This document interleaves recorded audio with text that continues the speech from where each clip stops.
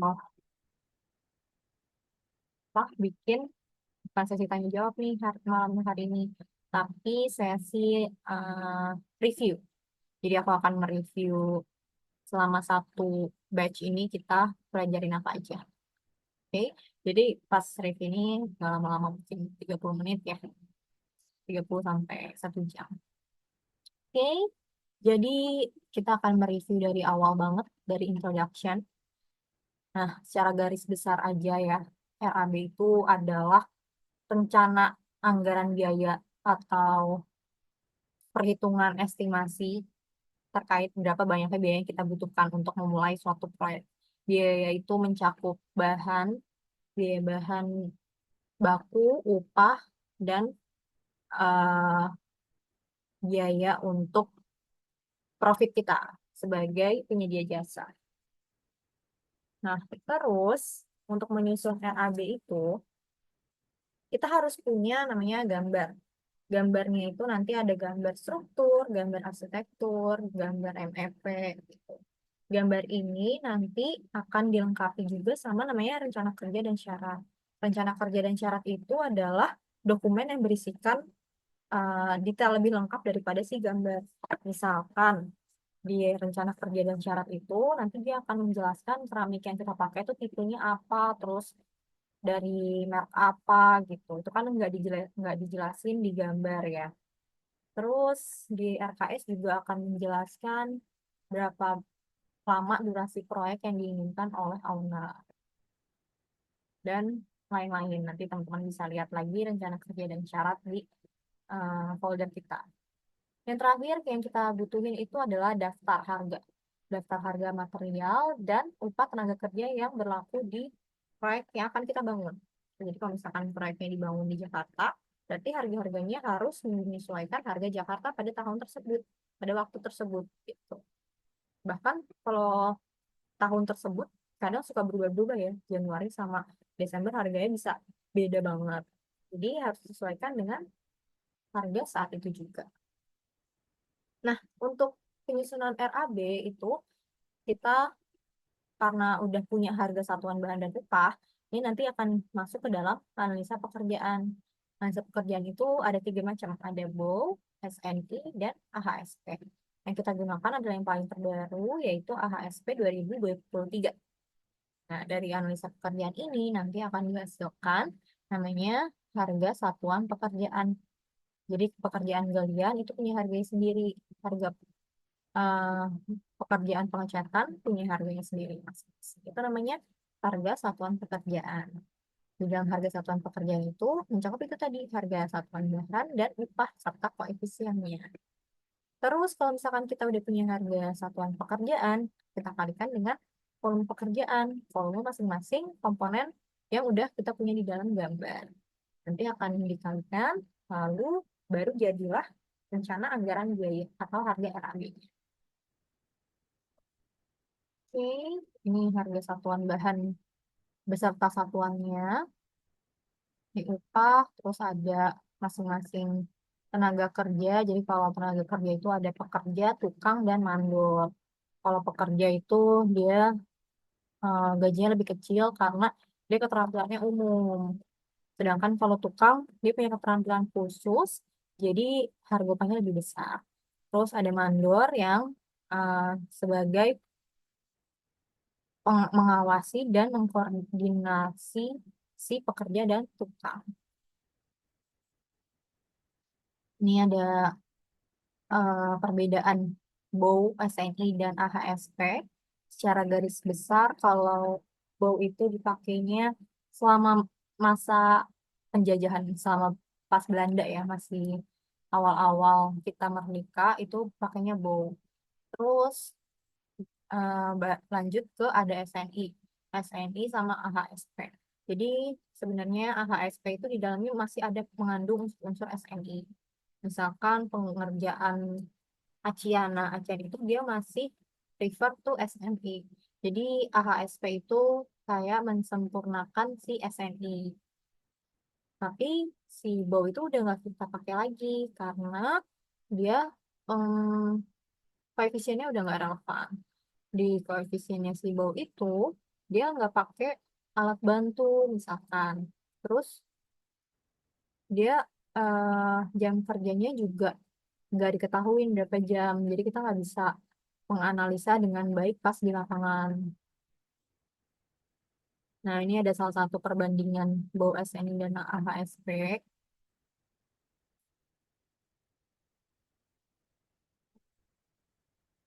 Nah, ini contohnya kalau yang BAU itu koefisiennya dia pasti lebih besar ya daripada SNI dan AHSP.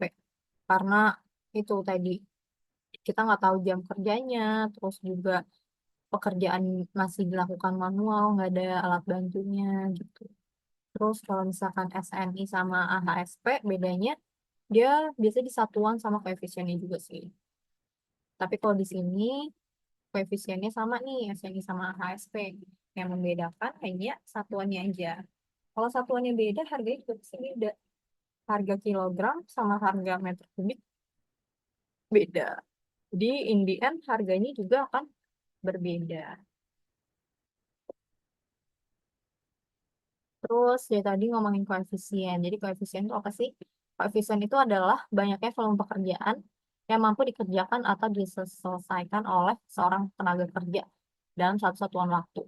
Jadi kalau misalkan pekerjaan galian, dia koefisien tenaga kerjanya berapa? Kalau ditanya seperti itu, berarti kita harus membayangkan si tukang gali ini sehari bisa ngegali berapa banyak sih? Nah, itu tuh maksudnya koefisien itu.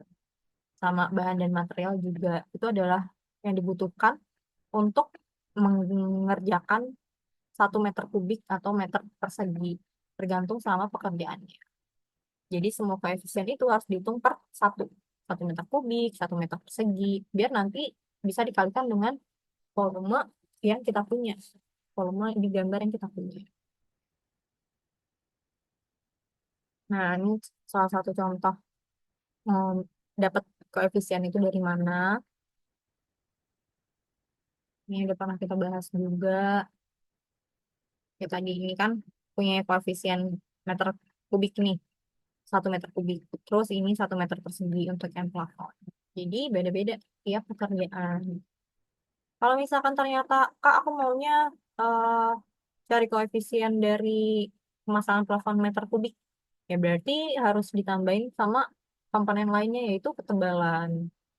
Karena di sini cuma meter persegi, berarti cuma butuh sebenarnya panjang kali lebarnya aja. Nah, ini meter persegi juga. Itu buat yang introduction.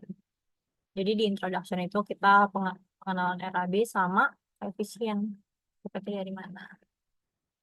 Terus di pertemuan kedua itu kita ngebahas galian galian tanah. Nah, kenapa di galian tanah itu ada slide-nya sendiri gitu ya? Karena galian tanah itu lumayan complicated. Kita harus tahu struktur apa aja yang ada di dalam tanah. Nah, kenapa sih galian tanah ini harus kita hitung? Karena kalau kita memulai suatu proyek, itu struktur bawah itu merupakan struktur yang sangat penting juga ya. Karena kan di bawah itu ada pondasi. Pondasi adalah struktur utama yang mendistribusikan beban struktur atasnya, gitu. Nah, jadi pas digali ini kan butuh tenaga kerja. Terus kalau misalkan ternyata galiannya dalam, berarti kita butuh backhoe yang buat ngegali, gitu. Terus kita butuh truk juga untuk ngambil sisa-sisa tanah atau untuk masukin tanah kembali ke dalam si galian. Makanya kita butuh perhitungan kasar berapa banyak sih galian yang harus kita gali atau tanah yang harus kita timbun. Makanya di galian tanah ini harus dihitung juga. Nih kayak struktur apa aja yang ada di dalam tanah, ada gravel. Gravel itu bebatuan ya. Bebatuan di sini, terus lantai kerja, terus dia ada footing, terus ada ground column. Jadi kolom yang ada di bawah tanah. Terus dia juga di sisi-sisi ground column ini ada namanya tie beam. Jadi tie beam itu dia mendistribusikan beban yang ada di atasnya kayak slab gitu. Terus dia juga membantu mendistribusikan beban si kolom. Jadi dia mengikat kolom antar kolom gitu. Nah, di atasnya gravel, sorry, di atasnya si tie beam ada namanya gravel sama si slab, slab ini atau lantai. Nah, ini ada peraturan, jadi tiap perhitungan itu selalu ada peraturannya. Peraturannya akan beda-beda di tiap proyek, tergantung gimana pekerjanya melakukan di lapangan nanti. Misalkan pekerjanya butuh space untuk menggali, berarti kita tambahin 500 contohnya. Tapi kalau 500 kayaknya kebanyakan nih Kak, 500 ya 250 cukup space-nya. Jadi boleh tambahin 250 aja. Jadi peraturan ini sebenarnya nggak harus, tapi kalau sudah ditetapkan harus dikerjain di proyek gitu. Kalau nggak dikerjain di proyek, nanti perhitungannya jadi nggak sama. Perhitungannya nggak sama, budgetnya juga berbeda. Ya, contoh galian fondasi itu luasan dikali volume. Ada kain beam, terus ada slab juga. Oke, itu untuk yang galian tanah. Terus kita masuk ke perhitungan struktur beton. Nah, di struktur beton ini kita ada tiga hal yang harus kita hitung. Ada beton, bekisting, dan tulangan. Ini betonnya di dalam sini nanti di bekisting. Bekisting adalah cetakan. Terus tulangan. Tulangannya dari baja ini. Cara ngitung tulangan itu juga eh, mengikuti standar dari proyek ya. Ada yang kaitannya ini namanya kait ya. Atau lebihan. Space-nya itu setebal footing. Terus ada yang setengah dari tebalnya footing. Nah, ini tuh kalau mau lihat ininya, lengkapnya, itu ada di buku pekerjaan pembesian. Jadi di buku pekerjaan pembesian ini udah ada nih contoh kaitnya berdasarkan SNI. Nih, misalkan toleransi diameter baja tulangan. Kalau diameternya 6, toleransinya kurang lebih 0,3. Tuh, kayak gini. Terus di sini dia ngejelasin kalau ini tulangannya ada yang bentuknya kayak gini kayak bambu, ada yang bentuknya spiral.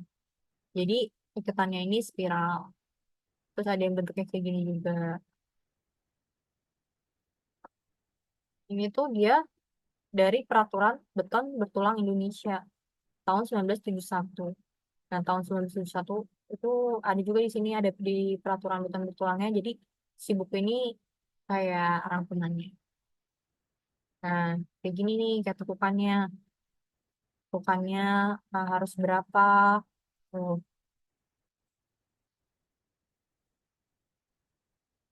kaitnya ini harus panjang berapa? Nah, kaitnya ini panjangnya 4D. Maksudnya 4D adalah misalkan diameter yang kita pakai diameter 10. Berarti 4 kali 10, 40, 40 mili. Nah, ini tuh panjangnya harus 40 mili. Tuh. Terus si tekukannya ini juga dia panjangnya harus lebih besar dari 1,25 D, D. Jadi kalau misalkan diameternya 10, berarti 1,25-nya kali 10 itu adalah tekukan yang panjang tekukan yang harus dipenuhi. Yang ini kaitnya 6D. Lebih besar dari 6D atau lebih besar dari 5 cm.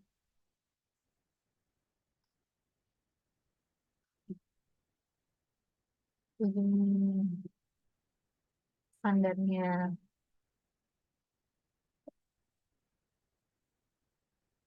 Hmm. Ini juga kan Kalau misalkan ada ground column terus dia ada footing, berarti ground column-nya harus ke bawah juga nih, menerus sepanjang 25 milimeter. Nanti kalau di kalian kerja di perusahaan konstruksi, biasanya mereka tuh udah punya standarnya sendiri juga, namanya standar drawing. Standar drawing itu isinya ini, berapa banyak tekukannya, terus 4D kah, 5D, kayak gitu. Nah, yang aku taruh di sini, itu rumus ulangannya sudah berdasarkan ini, peraturan beton bertulang Indonesia sama standar drawing yang biasa perusahaan aku pakai, atau perusahaan konstruksi pakai biasanya sama. Jadi kalau beton dia pakai meter kubik itu berarti volume ya.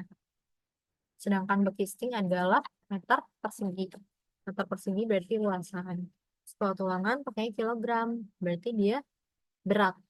Kalau berat itu dihitungnya eh, berapa panjangnya si tulangan yang kita pakai dikalikan dengan berat jenisnya. Nanti baru didapat kilogram. Nah, ini udah ada ground column, upper column, balok, pokoknya semua komponen beton itu udah ada rumusnya di sini. Terus rumusnya juga udah ada di ini, Excelnya. Jadi kalian udah tinggal masukin eh ukurannya aja.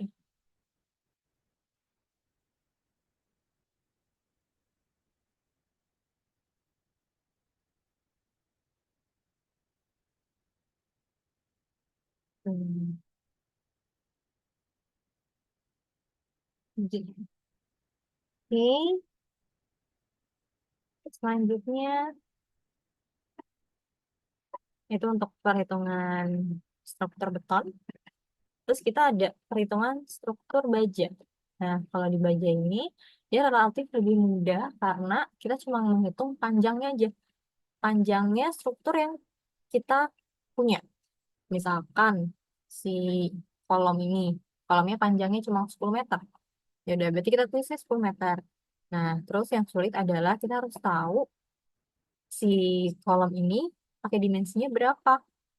Misalkan WF 100 gitu ya. Nah, WF 100 itu panjang per meternya berapa? Berapa kilo? Misalkan 29 kilo. Berarti 29 kilo dikali sama panjang yang kita punya, 10 meter. 29 kali 10, berarti 290 kilogram per meter, 10 meter tersebut. Jadi kalau baja itu relatif lebih mudah karena cuma meter panjang aja.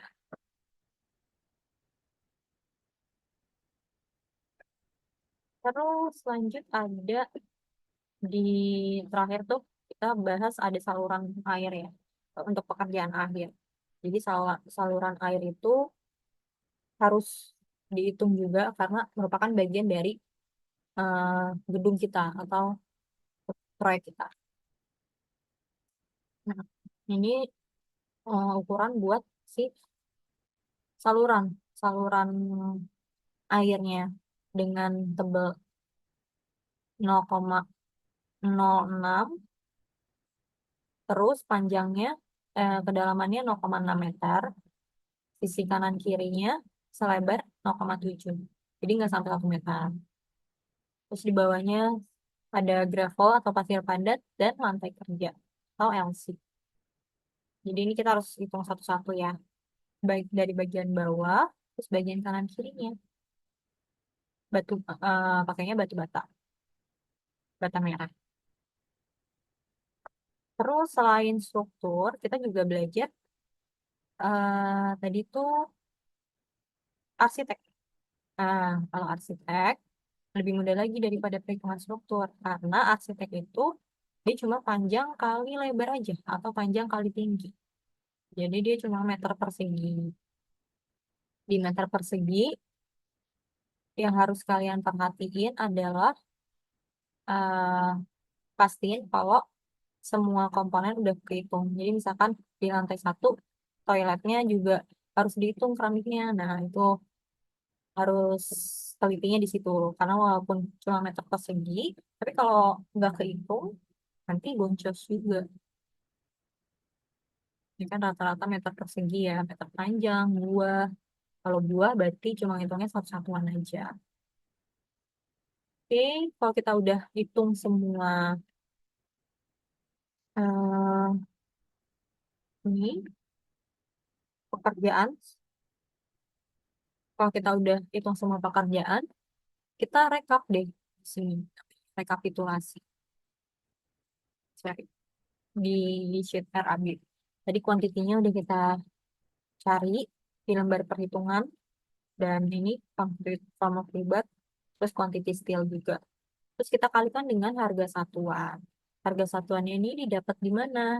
Dapatnya di sini, divisi dua pekerjaan persiapan, pekerjaan beton. Sebenarnya udah ada di sini juga nih, dirangkum di sini. Jadi semua pekerjaan yang kalian lihat banyak banget ini, itu udah dirangkum di HSP. Di HSP ini, udah tinggal dimasukin ke sini, per masing-masing pekerjaan. Dan pekerjaan pembersihan lahan. Berarti kita cari nih, eh, pembersihan lahan di sini berapa.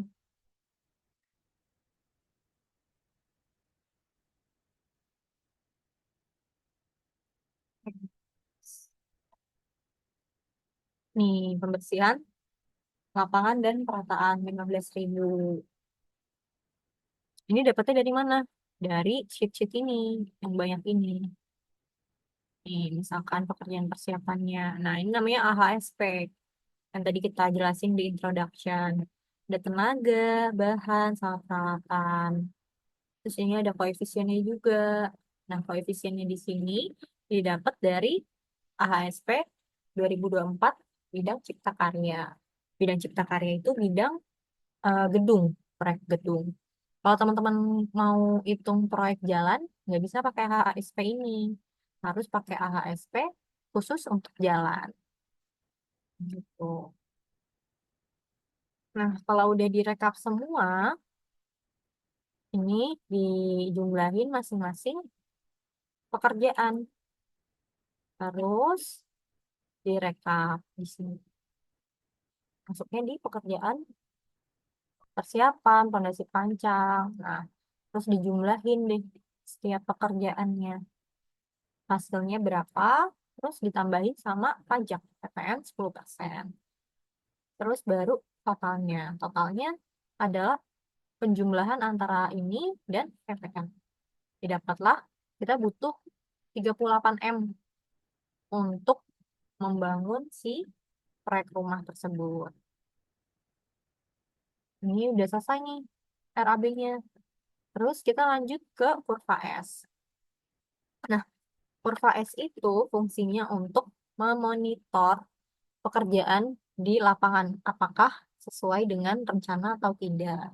Jadi yang kuning ini adalah bobot rencana. Rencana yang owner mau itu kan proyeknya dibangun selama 14 bulan. Makanya kita buat sampai 14 nih. Satu ini tuh merepresentasikan 1 bulan. Terus di 1 bulan ini kita breakdown lagi. Kira-kira pekerjaan yang bisa dikerjakan di bulan pertama tuh apa aja? Ada pekerjaan persiapan, terus bisa masuk juga pekerjaan tanah sama pondasi pancang. Makanya kita taruh kuning-kuningnya di sini. Terus gimana cara cari bobot pekerjaannya? Bobot pekerjaan itu adalah si total dari pekerjaan persiapan, total dari masing-masing pekerjaan, dibagi sama jumlah keseluruhan nih, jumlah total. Terus dikalikan dengan 100, biar dia dapatnya persentase. Nah, ini dapatlah 148 dibagi 34 M dikali 100. Kita pakai harga yang sebelum PPN. Tuh. Nah, berlaku di semua pekerjaan. Nanti semua bobot ini harus sama dengan 100. Nah, Baru kita benar tuh kalau hasilnya 100. Terus lanjut ke si jadwal pekerjaan. Nah, tadi kita kan udah mikirin bulan pertama kira-kira bisa ngerjain apa aja. Terus bulan kedua sisa apa. Bulan ketiga bisa dilanjutin sama pekerjaan pembersihan. Terus nanti akan paralel dikerjain sama pekerjaan beton dan bukisting. Teman-teman kalau misalkan bingung ya, kita pekerjaan persiapan itu harus berapa bulan sih kayak gitu. Sebenarnya masuk ke materi manajemen konstruksi MK dan manajemen proyek. Jadi cara ngitungnya itu emang berdasarkan ini ya, hmm, pengalaman di lapangan. Terus kita harus lihat juga kondisi di lapangan. Kalau misalkan kondisi di lapangannya itu aksesnya sulit, terus dia juga banyak rumput atau pohonan di lokasi kita, berarti pekerjaan persiapannya bisa memakan waktu lebih banyak, mungkin nggak sebulan gitu. Nah, terus juga pekerjaan pondasi pancang. Kita harus tahu pondasi itu satu pondasi memakan waktu berapa lama. Misalkan satu pondasi itu dimasukinnya dari awal sampai akhir itu 30 menit. Nah, 30 menit kan kita punya 7 jam efektif bekerja ya. Berarti 7 jam dibagi 30. Itu dapatnya 14 pancang. Satu hari cuma bisa dapat 14 pancang. Sedangkan pondasi pancang kita berapa banyaknya? Nah, misalkan 140. 140 pancang dibagi sama 14. Berarti butuh 10 hari. 10 hari kerja kayak gitu. Nah, jadi hitungannya secara umum seperti itu, teman-teman. Sama juga kayak pekerjaan pembersihan. Kita harus lihat nih, biasanya pekerja kita di lapangan itu ngerakit besi berapa lama? Apakah cukup 3 bulan atau ternyata 5 bulan? Itu adalah analisa teknik yang teman-teman bisa pelajari nanti di manajemen konstruksi. Nah, kalau misalkan kita udah dapat semua yang kuning-kuning ini, kita selanjutnya adalah membuat bobot per bulan dan bobot kumulatif. Bobot per bulan itu maksudnya adalah di dalam 1 bulan tersebut itu ada berapa pekerjaan yang kita lakukan. Nah, contohnya bulan pertama kita ngerjain pekerjaan persiapan, pekerjaan pondasi, terus pekerjaan tanah. Ini bobotnya kita tambahin semua, dapatlah 7,76. Terus begitu juga dengan yang bulan kedua. Bulan kedua cuma pekerjaan pancang aja, berarti cuma 6,007. Nah, kalau bulan ini berarti kan banyak nih ditambahin semua. Terus lanjut ke bobot kumulatif. Bobot kumulatif adalah bobot dari pertambahan bulan sebelumnya. Karena bulan pertama itu nggak ada awalnya, dia paling pertama, jadi dia taruh di sini 7,766. Terus bulan kedua, dia adalah kumulatif penambahan dari bulan kedua dan bulan ke satu. Jadi rumusnya seperti ini. Terus bulan ketiga juga sama, berarti penjumlahan antara 1, 2, dan 3. Begitu juga seterusnya sampai bobot ke bulan 14. Nah, si bobot kumulatif ini harus sama dengan 100 nih di ujung. Kalau dia nggak sama dengan 100, berarti dia perhitungannya salah. Oke, itu adalah untuk bobot rencana. Lanjut ke bobot realisasi di lapangan. Ya, ini warnanya. Yang oranye. Nah, ternyata pas di lapangan kita mampu menyelesaikan pekerjaan persiapan dalam 1 bulan. Berarti udah sesuai sama rencana ya. Tapi pas pekerjaan pancang itu kita butuh waktu lebih lama karena hujan misalkan atau alatnya rusak pas di lapangan. Berarti kita butuh 1 bulan eh, lebih lama. Berarti kita tambahin kayak gini. Nah, kayak gini tuh tetap ya eh, si bobot pekerjaannya harus sama dengan 12,013. Caranya itu bobot pekerjaan dibagi sama bulan yang kita butuhin. Jadi ini bulannya butuh cuma dua. Berarti 12 bagi dua. Kalau yang ini, karena kita butuh 5 bulan, berarti bobotnya dibagi 5. Nah, caranya si bobot per bulan sama kumulatif sama juga kayak tadi. Terus kalau udah selesai semua, si bobot kumulatif inilah yang akan kita jadikan sebagai kurva S. Begitu. Yang biru adalah rencana, yang oranye adalah realisasi di lapangan. Nah, kenapa sih bilangnya kurva S? Nah, ini tuh bentuknya S sebenarnya. Secara ini ya, kasat, secara nggak terlalu apa bagus ya S-nya. Tapi sebenarnya dia S, jadi bilangnya kurva S. Baru deh kelihatan, oh ternyata di sini tuh ada ini loh, kemunduran gitu. Nggak sesuai sama realisasi di lapangan karena dia letaknya ada di bawah. Kalau misalkan letaknya ada di atas, berarti dia lebih cepat dari rencana. Ah, itu adalah secara besar eh, pelajaran RAB yang kita lakuin selama batch 6 ini, sorry, batch 7 ini. Dimulai dari introduction sampai bagian finish nih, ke KS. Tuh. Nah, teman-teman, kalau misalkan masih bingung dengan penjelasan selama 6 minggu ini, 7 minggu ya, teman-teman boleh kita lanjut di Discord. Oke, kalau video-video aku masih belum jelas, nggak apa-apa ditanyain lagi ke di Discord. Jadi kita nanti buka diskusi di Discord sampai kapan Kak boleh nanya-nanya? Sampai selamanya. Selama teman-teman masih ada di grup Discord tersebut. Enak ya? Jadi bisa nanya kapanpun, dimanapun. Walaupun udah nggak di dalam batch tersebut, jangka waktu batch tersebut, kalian masih bisa nanya-nanya. Gitu guys.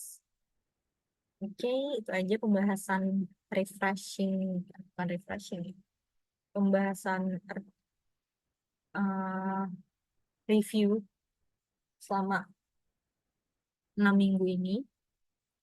Terima kasih banyak untuk yang udah daftar di kelas RAB. Mohon maaf kalau misalkan aku masih ada kekurangan atau bahasnya kecepatan. Mohon maaf. Semoga pelajaran yang udah aku kasih atau deteksi kasih ini bisa bermanfaat untuk kalian semua dimanapun kalian berada. Oke, Assalamualaikum. Selamat malam semua. Sampai ketemu lagi kapan-kapan.